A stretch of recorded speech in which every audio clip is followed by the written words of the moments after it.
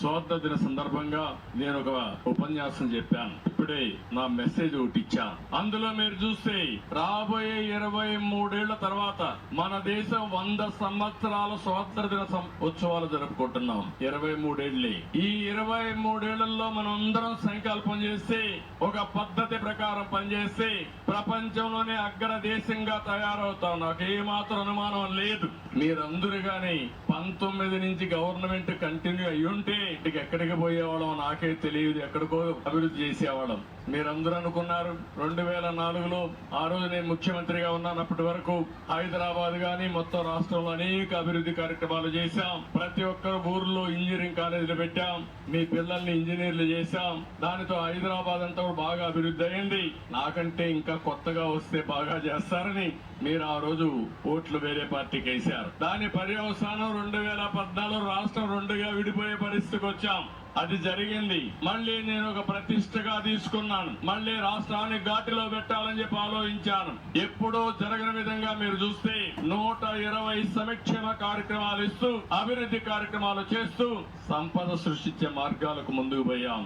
దానివల్ల 13.5% GSDP అభివృద్ధి అయింది. పేదవాళ్ల తలసరి ఆదాయం, అందరి తలసరి ఆదాయం పెరిగింది. ఈ జీవన ప్రమాణాలు పెరిగాయి. కానీ 2019లో మళ్ళీ మీ ఆలోచన మారింది. ఒక సైకోని తీసుకొచ్చుకున్నాం. అక్కడి నుంచి ప్రారంభమైంది గుద్దుడే గుద్దుడు, బూతులే బూతులు. నేను అడుగుతున్నా, ఈ నియోజకవర్గంలో ఎప్పుడైనా ఇలాంటి మీటింగ్ జరిగిందా అని అడుగుతున్నా మిమ్మల్ని. ఎన్టీఆర్ రామారావు గారు కట్టిన స్టేడియం అది, మా పార్టీ కట్టిన స్టేడియం అవునా కాదా అని అడుగుతున్నా. నేను ఇక్కడ రాలేకపోయా అంటే ఏంటి ఆ రాచకం, ఏంటి ఆ విధ్వంసం, మాట్లాడితే బూతులు. ఈ కాన్స్టిట్యున్సీలో ఏం జరిగిందో మీరు చూశారు. ఆడబిడ్డలు కూడా సోషల్ మీడియాలో కడాన అందరూ ఉన్నారు. నాకు కూడా తప్పలేదంటే ఆ బాధలు.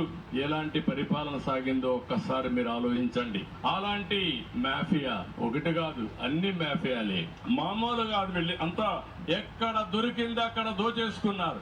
ఇసుక మాఫియా, లిక్కర్ మాఫియా, కడాన పేదవాళ్లకు దొరికే ఇచ్చే PDS లో కూడా ఏదైతే రైస్ ఇస్తామో అందులో కూడా రీసైక్లింగ్, రేషన్ రైస్ కూడా సైక్లింగ్, ఇంకా భూ కబ్జాలు మామూలు కాదు. మీరు మాట్లాడలేరు. మీకోసం వస్తే మమ్మల్ని కూడా చూసే పరిస్థితిలో మీరు లేరు. అలాంటి క్యాసినో మా తమ్ముడు చెప్తున్నాడు. క్యాసినో ఇక్కడ ఆడిస్తే ఇదేంటి మారీ చేస్తున్నారంటే దానిపైన దాడి అన్ని మనం చూసాం, బూతులు. అందుకే తల్లి నేను చెప్పా, ఇది గౌరవ సభ కాదు. గౌరవ సభ మళ్లీ క్షేత్రస్థాయిలో గెలిచి అసెంబ్లీని గౌరవ సభగా చేసి ఎంటర్ అవుతారని చెప్పాను. ఏమమ్మా ఇప్పుడు ఎక్కడన్నా బూతులు నిలబడొస్తున్నాయా మీకు? ఎక్కడన్నా భూ కబ్జాలు కనపడుస్తున్నాయా అని అడుగుతున్నా మిమ్మల్ని. మీరందరూ కూడా ఈ రోజు ఫ్రీగా నవ్వుతున్నారు. నాకు ఎంతో సంతోషం. అప్పుడు నవ్వు కూడా నోచుకోలేదు మనం, అవునా కాదా? ఈ రోజు స్వాతంత్రం వచ్చిన సందర్భంగా మనం గుర్తు చేసుకుంటే స్వేచ్ఛగా మాట్లాడుకోలేకపోయాం, ఫ్రీగా నవ్వలేకపోయాం. ఆ వ్యక్తిని చూస్తే నవ్వితే కొడతారు, ఏడిస్తే మళ్ళా కొడతారు, కేసులు పెడతారు. ఇంట్లో నుంచి బయట రావాలంటే ఇంట్లో హౌస్ అరెస్టులు చేస్తారు. ఆయన వచ్చుంటే ఇవన్నీ చెట్లు కొట్టేసేవాడు. నేనేమన్నా చెట్లు కొట్టానా అని మిమ్మల్ని అడుగుతున్నా. పరదాలు కట్టుకొని వచ్చేవాడు. పరదాలు కట్టానా నేను అడుగుతున్నా. మా ఆఫీసర్లు అయితే రెడ్ కార్పెట్లు వేసేవాళ్ళు. నేను చెప్పా రచ్చబండే నా యొక్క స్టేజీ ఎక్కడ అతిగా చేయొద్దని చాలా స్పష్టంగా చెప్పి నేను ఒకటే చెప్పాను, సింపుల్ గవర్నెన్స్ ఉండాలి, ఎఫెక్టివ్ గా ఉండాలి. నేను కూడా మీలో ఒకటిగా తిరిగి మీ సమస్యలు అర్థం చేసుకుంటా. భగవంతుడు ఎంత శక్తి ఇస్తే అంత శక్తిని ఉపయోగించి మీ జీవితాల్లో వెలుగు తీసుకురావడానికి ముందుకు పోతానని చాలా స్పష్టంగా చెప్పాను. అదే ఆచరిస్తుంది. అందుకే ఈ రోజు నేను అడిగినప్పుడు 3-4 విషయాలు అడిగాను. ఈ అమ్మాయిని అడిగాను, ఏం చేస్తావు అమ్మా అని అడిగాను. ఆ అమ్మాయి ఊర్లన్నీ తిరిగి అమ్మితే మా కలెక్టర్కి ఆదేశాలు ఇచ్చా.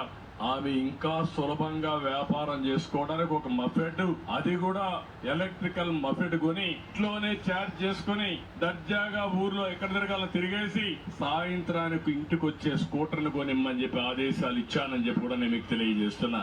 అదే మరి ఈ తమ్ముడికి కూడా ఆటో ఉంది. నాకు అది కూడా మంచి ఉదాహరణ.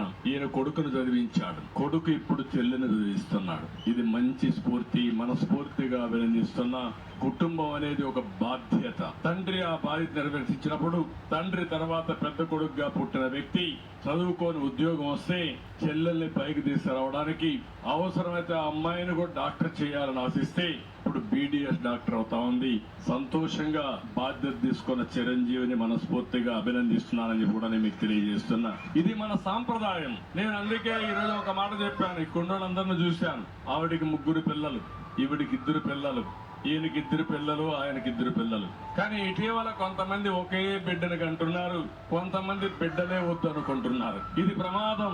ఇప్పుడు మీరు ఒకసారి చూస్తే రాను రాను జనాభా తగ్గిపోతుంది, ముసలి వాళ్ళు ఎక్కువైపోతున్నారు, యువత తగ్గిపోతున్నారు, సంపాదన తగ్గిపోతుంది, కుటుంబాలు కూడా క్షీణించిపోయే పరిస్థితికి వస్తున్నాయి. అందుకే మొన్నే ఒక మాట చెప్పాను, ఎంతమంది బిడ్డలుంటే అంత ఆస్తి మనందరికీ. భవిష్యత్తులో ఎంత పొలం ఉందని కాదు, ఎంత పొలం ఉందని కంటే, ఎన్ని కోట్ల రూపాయలు డబ్బులున్నాయని కంటే, ఎంత మంది పిల్లలు ఎక్కువ ఉంటే అంత సంపద సంపాదించే శక్తి మీకు వస్తుంది. అది నేను నేర్పిస్తానని చెప్పి కూడా నేను మీకు తెలియజేస్తున్నా. ఒకప్పుడు జనాభా నియంత్రణకు నేనే చెప్పాను, జనాభాను తగ్గించుకో. జనాభా తగ్గిపోతా ఉంది. అంటే చనిపోయే వాళ్ళు పుట్టే వాళ్ళకు చూస్తే చనిపోయే వాళ్ళు ముసలి వాళ్ళు ఎక్కువ అవుతున్నారు, పుట్టే వాళ్ళు యంగ్స్టర్స్ తగ్గిపోతున్నారు. ఇది ప్రమాదకరమైనటువంటి పరిస్థితి. దీన్ని అధిగమించాలంటే మళ్ళా మనలో చర్చ జరగాల్సిన అవసరం ఉంది. ఇంకో పక్కన మీ అందరికీ ఒకటే చెప్తున్నా, నేను పేదవాళ్ళ కోసమే పనిచేస్తాను. అందుకే ఈ రోజు కూడా చెప్పాను, జీరో పావర్టీ. ఏ గ్రామంలో కూడా పేదవాళ్ళు లేని గ్రామాన్ని తయారు చేసుకోవడం మీ బాధ్యత. రాష్ట్రంలో పూర్తిగా పేదరికాన్ని నిర్మూలించి జీరో పావర్టీతో ముందుకు పోవడం నా బాధ్యతగా నేను తీసుకున్నా, సవాలుగా తీసుకున్నానని చెప్పి కూడా నేను మీకు తెలియజేస్తున్నా. సంపద ఏ కొద్ది మందికో పరిమితం కావడం కరెక్ట్ కాదు. ప్రతి ఒక్కరూ ఆ సంపదని అనుభవించే పరిస్థితి రావాలి, పేదరికం నుంచి బయట రావాల్సిన అవసరం ఉంది. అందుకే దీన్ని ఒక ప్రతిష్టగా తీసుకున్నా. అందుకే మేము దీన్ని ఒక పిలిపించాం. పైనుండే ఆర్థికంగా బాగా ఉండే 10%, అట్టడుగు నుండే 20% గాని ఎప్పటికప్పుడు అడాప్ట్ చేసుకుని వాళ్ళలో చైతన్యం తీసుకొచ్చి అవసరమైతే కొంత ఆర్థిక సహాయం చేసి వాళ్ళు కూడా మనతో సమానంగా పైకి తీసుకొచ్చే బాధ్యత తీసుకుంటే అదే నిజమైన సమాజం. అదే ఈ రాష్ట్రంలో నేను ఆశించే ఇది నేను అందుకే మీ అందరికి హామీ ఇస్తున్నా.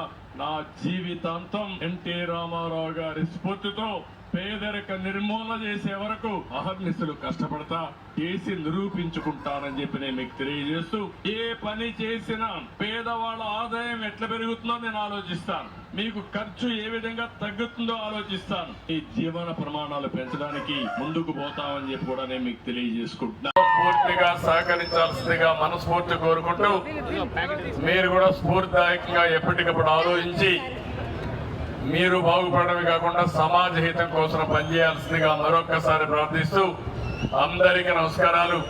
జై హింద్, జై తెలుగుదేశం.